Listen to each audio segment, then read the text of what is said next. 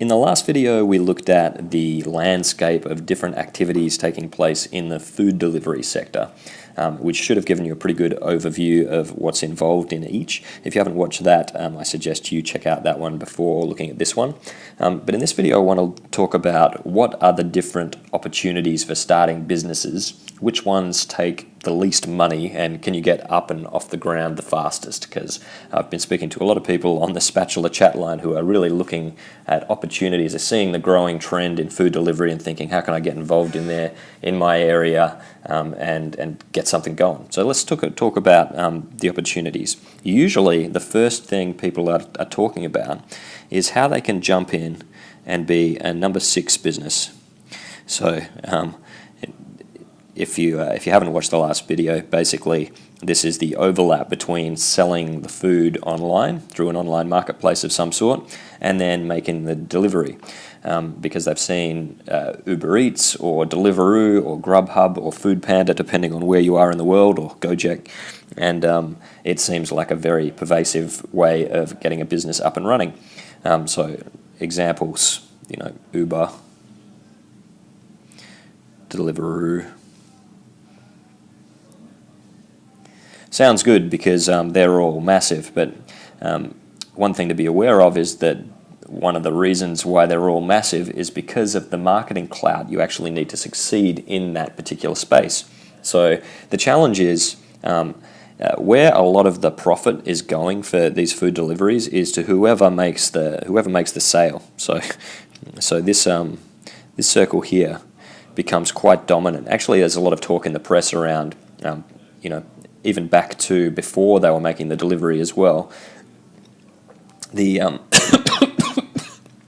excuse me, the food restaurant aggregators, and some of them using some relatively aggressive tactics, taking sales off restaurants and then charging commissions on that, and a lot of the gross profit on a particular sale moving into whoever's making the sale.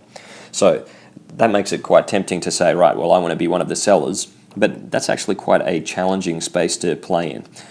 First of all, you have to attract customers and then keep them, and then you've got to do deals with all of the restaurants who are going to be preparing the food and say, hey, I'm going to take a chunk of your money if I sell to your customers. Otherwise, you're going to be selling direct to customers, but you'll have to put your margins on the top.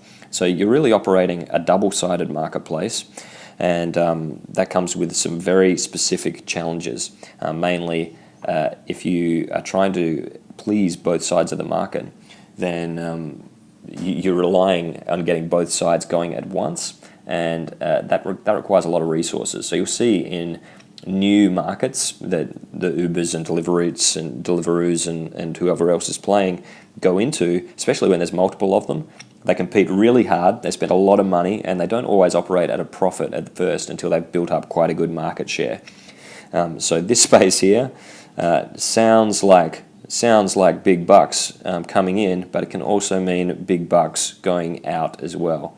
So while that might be the first one that a lot of people think of as saying that's the business I want to start, really consider whether you can make that happen. And if your market doesn't necessarily have anyone doing that yet, think about what it would mean if someone larger did come to your space, and then you're competing and the cost of advertising goes up on Facebook or Google or whoever it is. So it can be quite a difficult place to compete. Having said that, if you win, it's an extremely lucrative place to be. So certainly a worthwhile business model to think about. Very, very challenging place to play, but not necessarily a bad one. And there's plenty of tech to enable you to get up and running in that space. So the things that you need are the sell side, so you need the order platform, and then on this side you need the delivery system.